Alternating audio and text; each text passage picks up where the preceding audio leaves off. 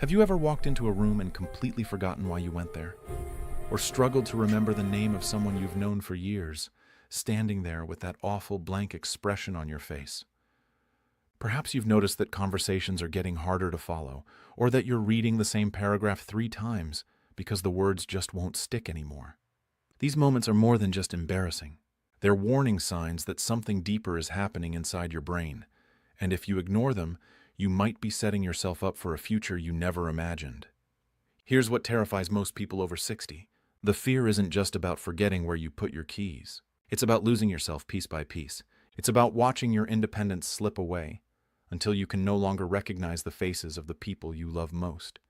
It's about becoming a burden to your children when you spent your whole life protecting them. And the worst part?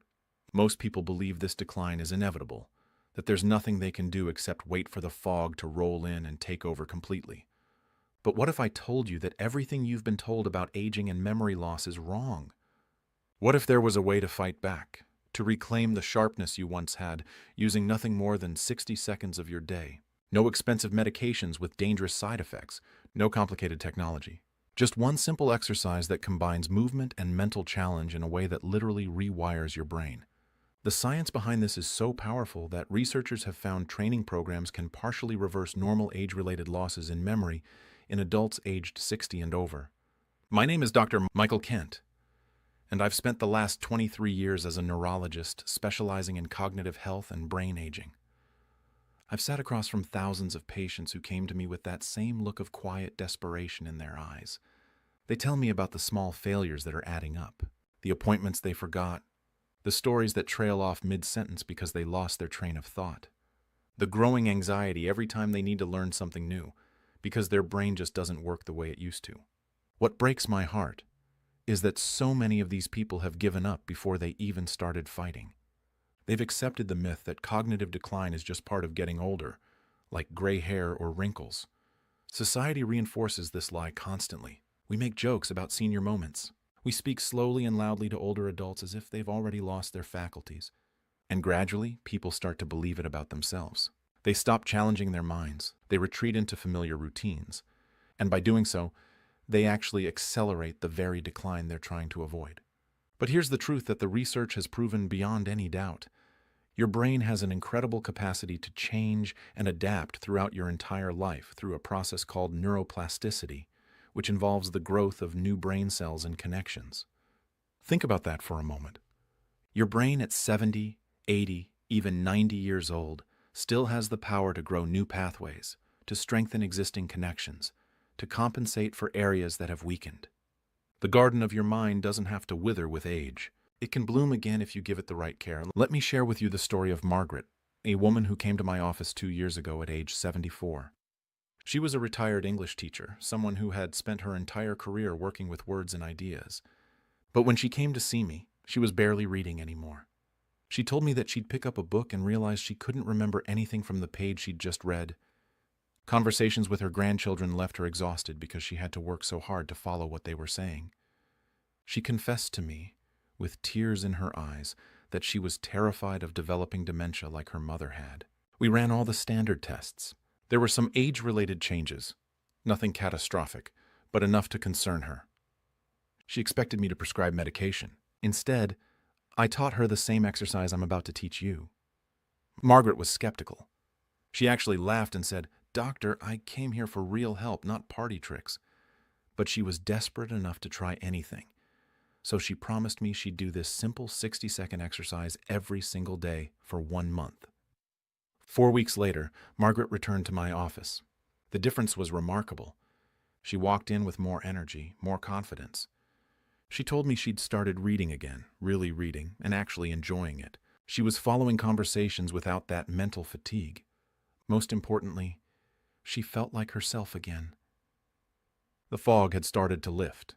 Now, 2 years later, Margaret still does this exercise every morning, and she's sharper now than she was when we first met. So what is this exercise that made such a dramatic difference? It's based on the principle of dual task training, which has been proven particularly effective in improving global cognitive function, memory, executive function, and other advanced cognitive abilities in older adults. The concept is elegantly simple but neuroscientifically profound. You're going to combine a physical movement with a mental challenge, forcing different regions of your brain to work together simultaneously. Research shows that dual task training can enhance attention, processing speed, and cognitive performance in older adults. This isn't about doing more. It's about doing things differently in a way that creates maximum neurological impact with minimum time investment.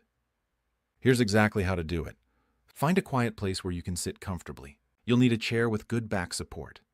Sit with your feet flat on the floor, shoulder width apart. Your posture matters here because we want blood flowing freely to your brain. Sit up straight but relaxed, not rigid. Take a deep breath in through your nose. Hold it for 3 seconds and exhale slowly through your mouth. This prepares your nervous system for focused activity. Now, for the first 30 seconds, we're going to activate your body and brain together. Place both hands on your thighs. Slowly raise your right arm straight out in front of you until it's parallel to the floor. As you lift your arm, breathe in deeply through your nose, counting to 4 in your mind. Then slowly lower your arm back down while breathing out through your mouth, again counting to 4. Immediately repeat with your left arm. The key is smooth, controlled movement synchronized with deliberate breathing. This isn't about speed, it's about coordination and attention. The breathing component is crucial. Deep, controlled breathing increases oxygen delivery to your brain cells. Your neurons are incredibly hungry for oxygen, and many older adults have developed shallow breathing patterns without realizing it. Meanwhile, the coordinated arm movements activate your motor cortex and cerebellum, regions involved in movement control and coordination. You're waking up these systems that may have been on autopilot for too long. After 30 seconds of this breathing and movement pattern, we shift into the second phase. This is where the real magic happens. Continue the exact same arm movements and breathing pattern, but now you're going to add a cognitive challenge. As you move your arms up and down, you're going to name items from a specific category out loud. Start with something straightforward like types of animals. While raising your right arm, say, dog. While lowering it, think.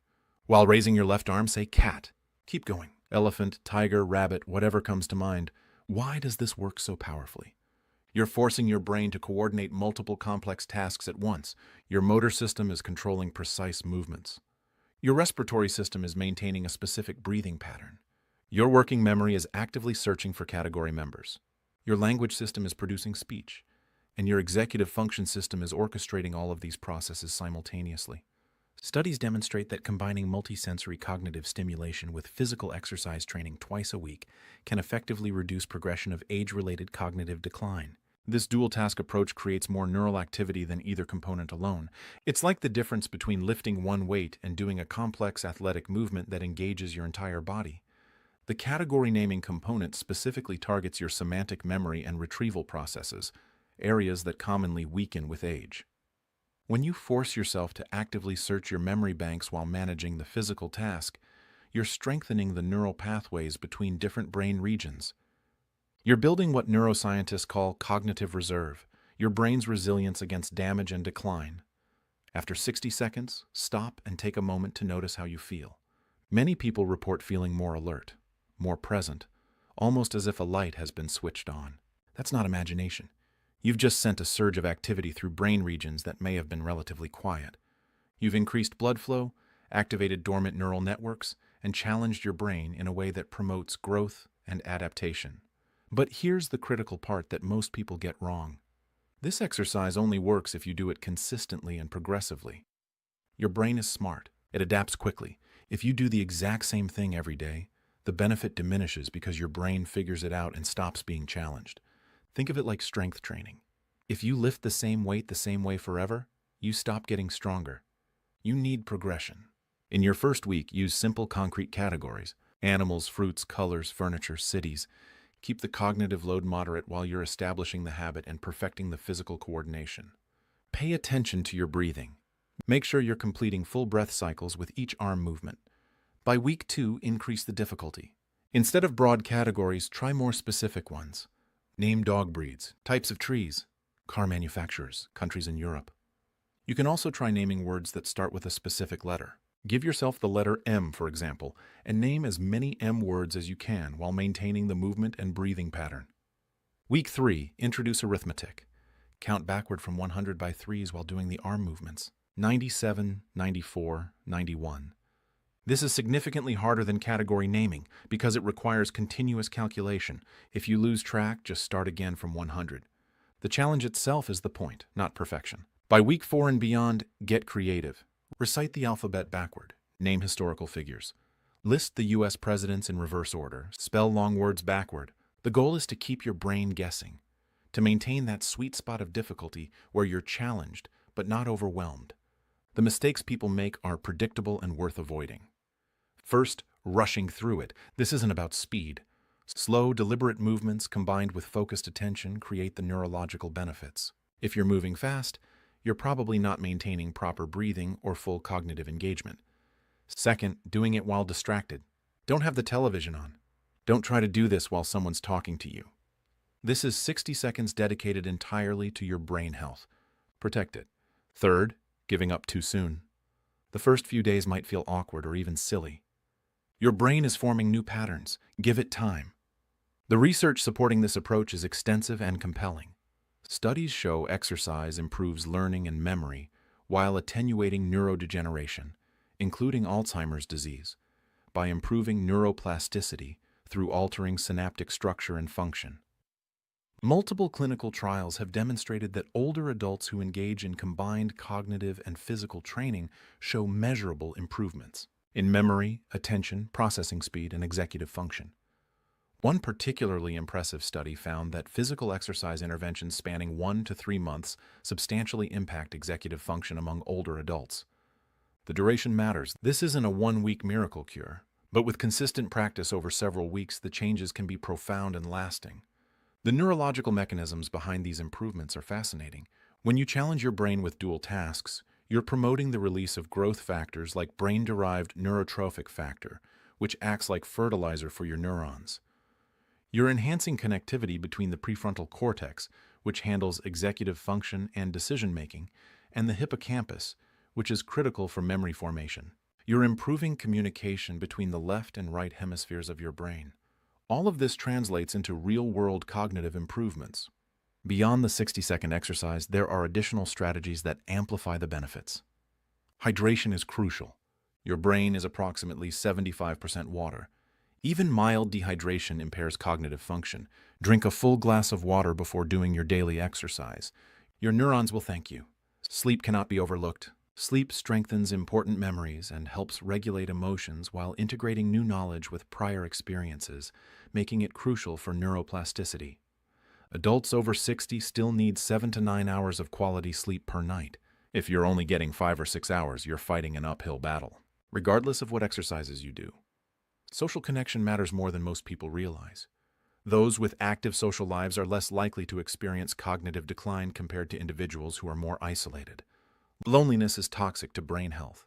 Engaging in meaningful conversations, learning about new people, maintaining friendships, these aren't luxuries, they're necessities for cognitive wellness. I want to address the fear that brought many of you here. The fear of Alzheimer's disease and dementia. While this 60-second exercise isn't a guaranteed prevention strategy, the evidence strongly suggests that keeping your brain active and challenged provides significant protection. You're building cognitive reserve, which means your brain can withstand more damage before symptoms appear.